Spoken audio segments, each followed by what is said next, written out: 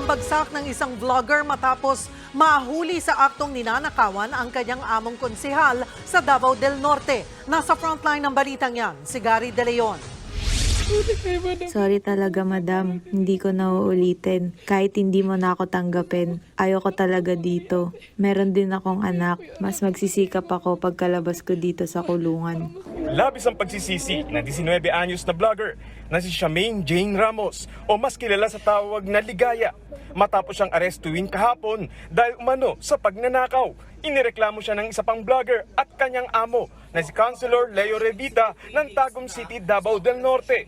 Nagnakaw daw si Ligaya ng higit 200,000 piso mula sa GCash account ni Revita. Ang masaklap, hindi raw ito ang unang beses na nagnakaw si Ligaya. According to Councilor Leo, maraming beses na to siya na kaya lang pinabayaan lang niya.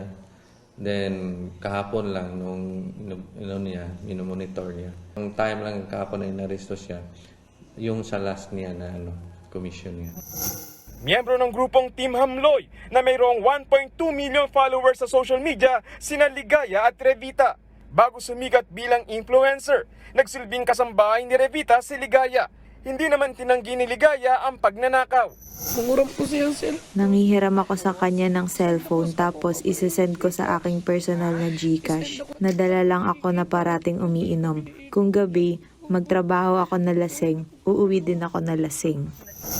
Pinuntahan ng News 5 ang bahay ni Revita para hingan siya ng pahayag, pero wala sa bahay ng mga oras na yon. Nasa kustudiya na ng Tagum Police Station si Ligaya. Posible siyang maharap sa reklamong qualified theft. Nagbabalita mula sa